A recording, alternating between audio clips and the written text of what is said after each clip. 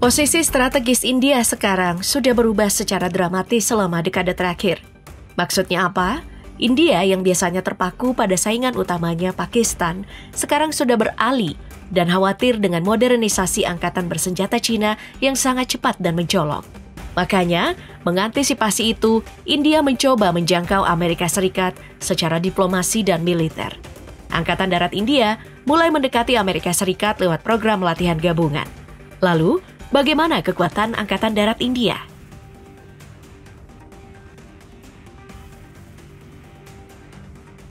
Kalau kita bicara kekuatan, di antara cabang Angkatan Bersenjata India, Angkatan Darat, Angkatan Laut, Angkatan Udara, Angkatan Darat India adalah yang terbesar.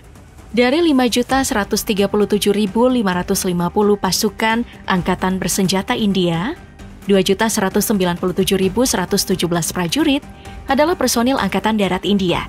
Bicara tentang umur, Angkatan Darat India juga adalah cabang tertua. Sudah ada sejak tahun 1895. Bahkan, Angkatan Darat adalah cikal bakal terbentuknya Angkatan Bersenjata India. Angkatan Darat India secara operasional dan geografis dibagi menjadi 7 komando, di mana Presiden India adalah Panglima tertinggi Angkatan Darat India. Dan kepala profesionalnya adalah Kepala Staf Angkatan Darat, COAS atau COAS. Pasukan khusus untuk Angkatan India adalah pasukan terjun payung atau para. Ini adalah bagian dari resimen parasut sangat terlatih Angkatan Darat India dan merupakan bagian terbesar dari unit pasukan khusus India.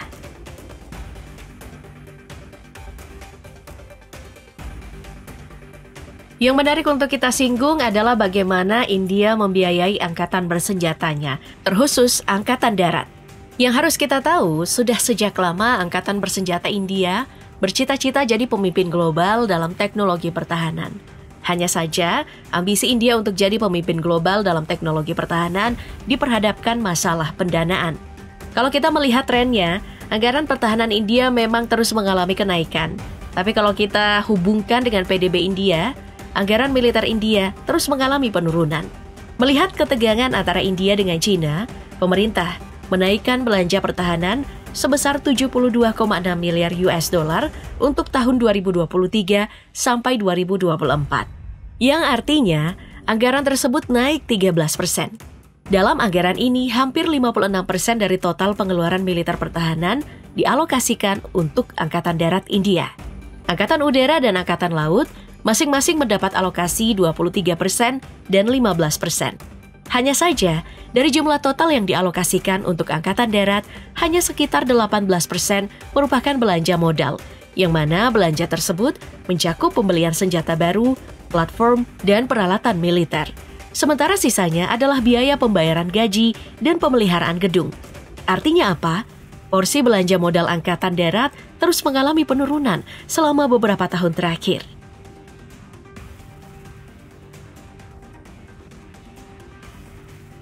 Sebagian besar peralatan tentara diimpor, tapi kebanyakan peralatan yang diimpor ini umurnya sudah tua.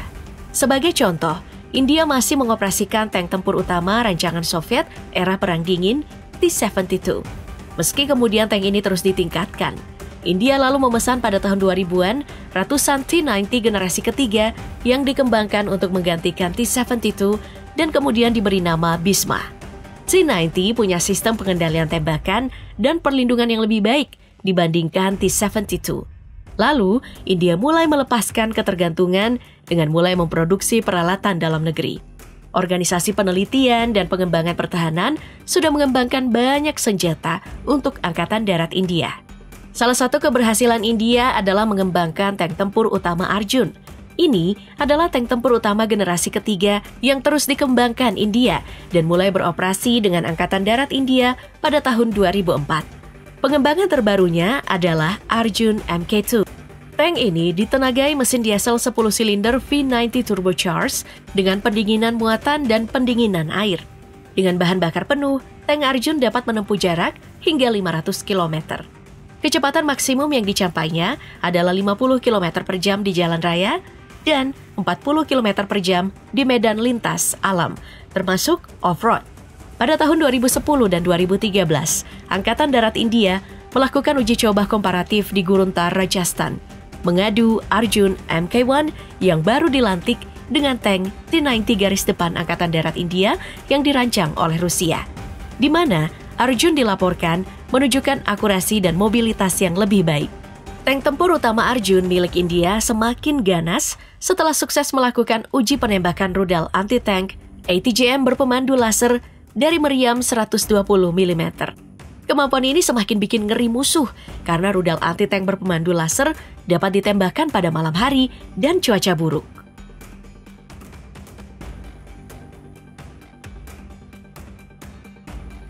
Untuk senjata ringan militer India, semuanya diproduksi di bawah payung administrasi Dewan Pabrik Persenjataan.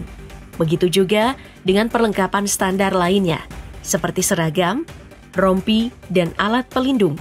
Sebagian besar diproduksi dalam negeri.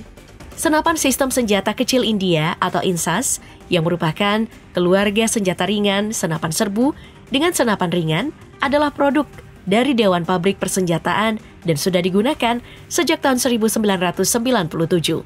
Sistem senjata kecil ini lalu dimodernisasi untuk memenuhi kebutuhan Angkatan Darat India. Di sisi lain, untuk melengkapi persenjataan, Angkatan Darat India memilih untuk membeli 72.400 senapan serbu berperforma tinggi Sig Sauer Sig 716 G2 dan Caracal Car 816 yang merupakan senjata standar NATO untuk memenuhi kebutuhan senjata api pendek pertempuran jarak dekat.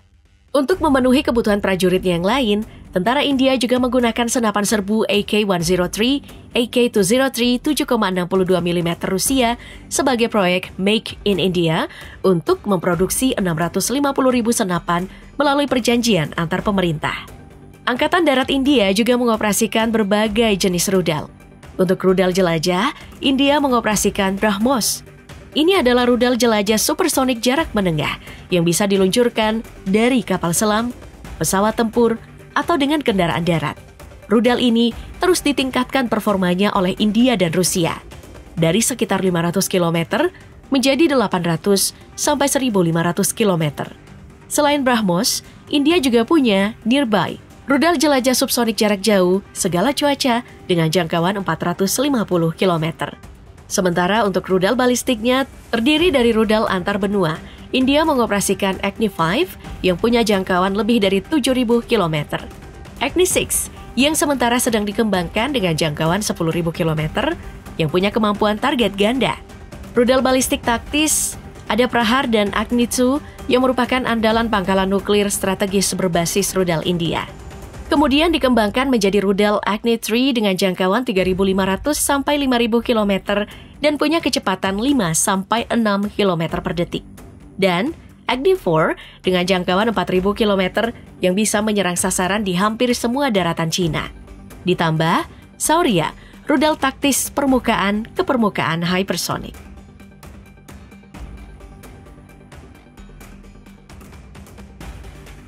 Untuk artileri, berdasarkan Rencana Rasionalisasi Artileri Lapangan (FARPI) tahun 2010, India membeli 3.000 sampai 4.000 artileri dengan biaya 3 miliar US dollar.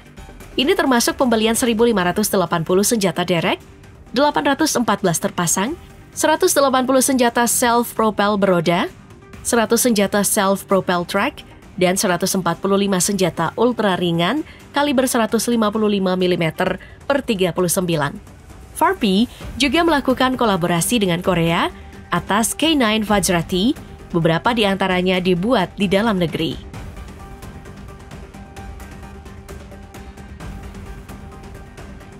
Sistem pertahanan udara yang dimiliki India juga terbilang lengkap.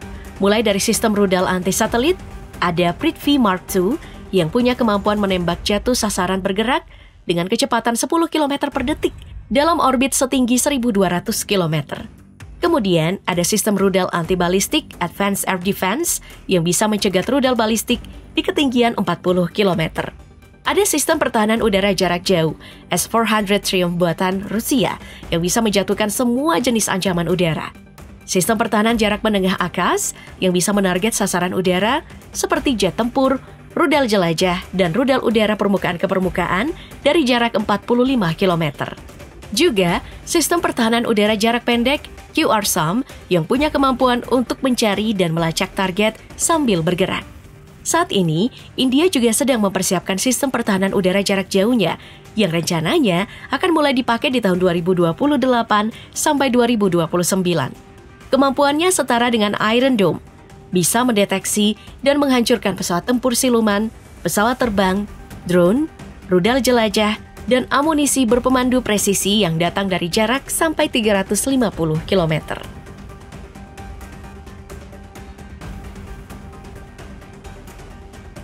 Angkatan Darat India juga mengoperasikan pesawat terbang dan drone di bawah Korps Penerbangan Angkatan Darat, di mana Korps Penerbangan Angkatan Darat adalah badan utama Angkatan Darat India untuk transportasi udara taktis, pengintaian dan evakuasi medis.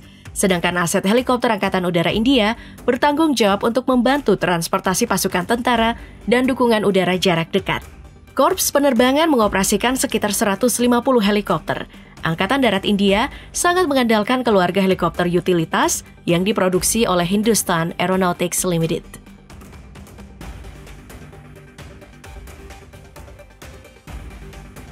Untuk memperkuat Angkatan Daratnya, saat ini India menjalankan program modernisasi infanteri utama Angkatan Darat India yang bertujuan untuk memodernisasi 465 batalion infanteri dan paramiliter Angkatan Darat pada tahun 2020. Angkatan Darat, sebagai komponen terbesar militer India, harus siap memainkan peran yang diamanatkan demi kepentingan pertahanan dan keamanan negara. Hanya saja, bagi India, membangun kekuatan militernya dalam konteks modern tidaklah mudah. Mengingat keterbatasan anggaran, terutama saat negara tersebut harus memenuhi persyaratan pembangunan ekonomi untuk memberikan keamanan manusia dan kualitas hidup yang lebih baik bagi rakyatnya.